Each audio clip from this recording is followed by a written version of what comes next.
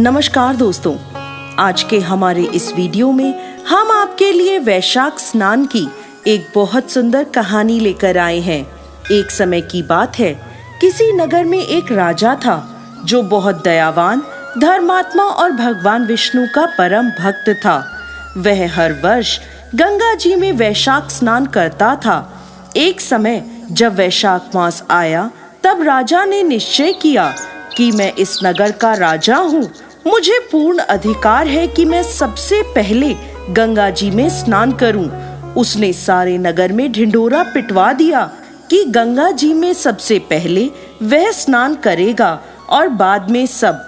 यदि कोई पुरुष उससे पहले स्नान करेगा तो वह उसे अपना आधा राज्य दे देगा, और यदि कोई महिला उससे पहले स्नान करेगी तो वह उससे विवाह कर लेगा। ऐसा कहकर राजा ने गंगा जी के घाट पर पहरा कड़ा करवा दिया।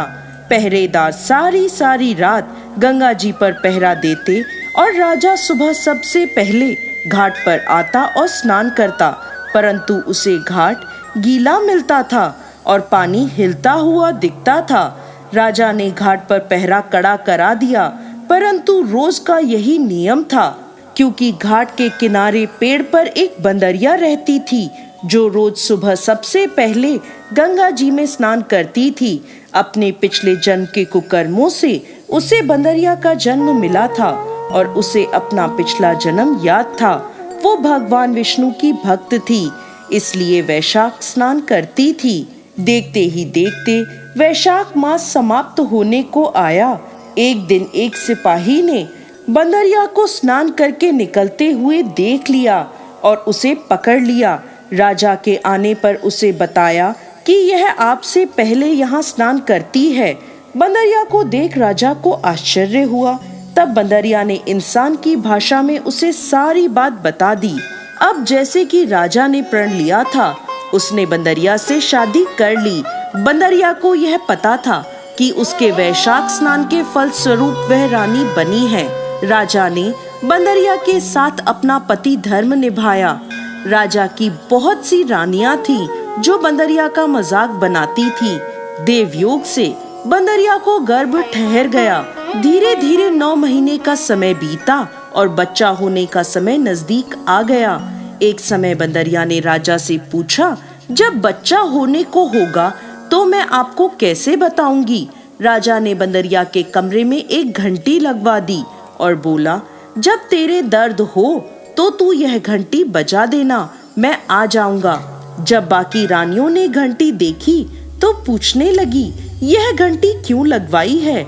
तो बंदरिया ने सारी बात उन्हें बता दी। रानियां हंसने लगी और बोली, जरा बजाकर तो देखो राजा जी आते हैं या नहीं। बंदरिया ने घंटी बजा दी। राजा दौड़ा दौड़ा वहां आया और पूछने लगा, क्या हुआ, दर्द हो रहा है। बंदरिया बोली, मैं तो देख रही थी कि आप आते हैं या नहीं। यह सुनकर राजा को बहुत गुस्सा आया। उसने गुस्से में घंटी उतरवा दी।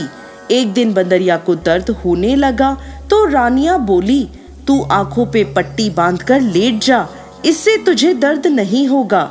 वैशाख मास के पुण्य के प्रभाव से बंदरिया ने एक बहुत सुंदर पुत्र को जन्म दिया। उसे देखते ही सभी रानियां चिढ़ गईं, क्योंकि उनके कोई संतान नहीं थी।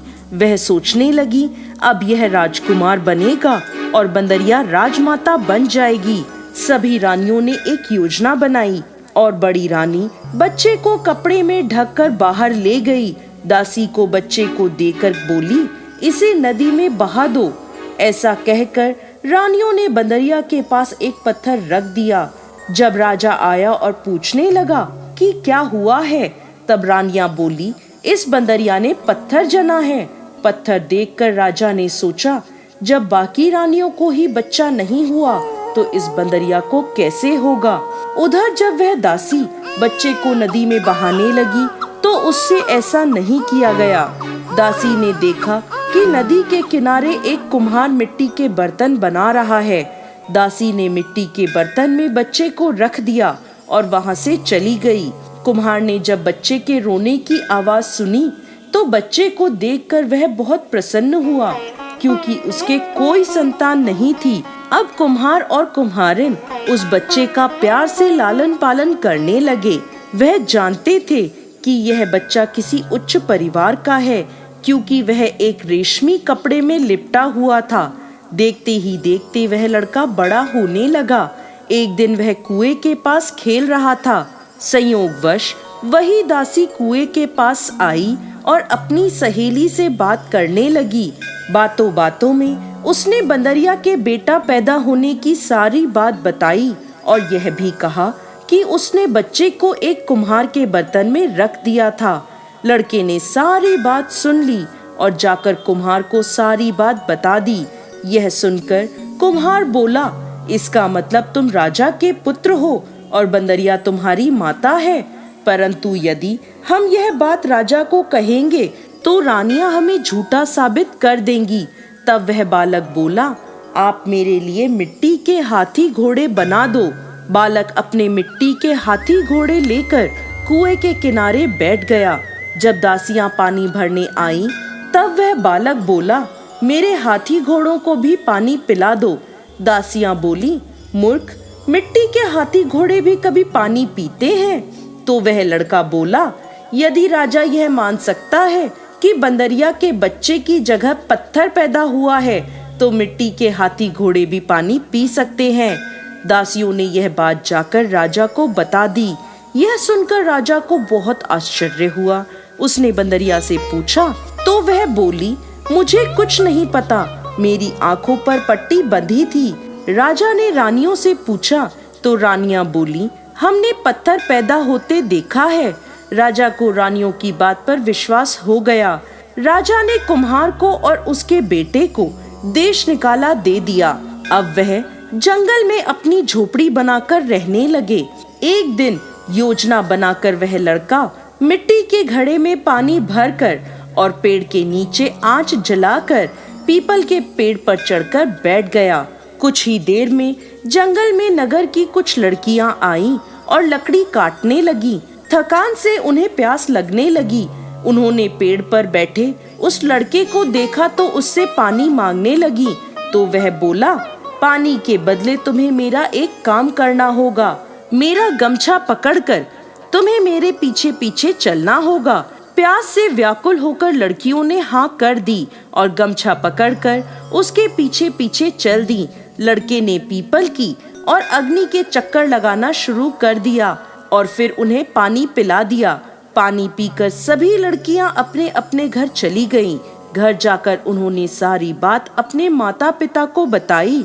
सभी लोग इकट्ठे होकर राजमहल में पहुँचे। वहाँ राजपुरोहित जी को सारी बात बताई गई। तो वह पूछने लगे, पीपल के साथ क्या वहाँ अग्नि भी थी? तो लड़कियां बोली, हाँ, वहाँ अग्नि भी थी। राजपुरोहित जी बोले, इन सभी लड़कियों का विवाह उस एक लड़के से हो गया है।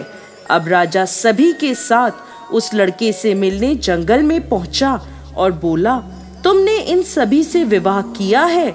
लड़का बोला, हाँ, मैंने इन सभी से विवाह किया है। राजा बोला, अब तुम्हें इन सभी को अपने साथ रखना होगा। लड़का बोला, मैं तो जंगल में यहाँ वहाँ घूमता हूँ, मेरे पास तो घर भी नहीं है, इन्हें कहाँ रखूंगा? तब राजा ने लड़के से कहा, तुम हमारे साथ नगर में चलो, मैं तुम्हारे लिए घर बनवाऊंगा जहाँ तुम इनके साथ रह सकते हो।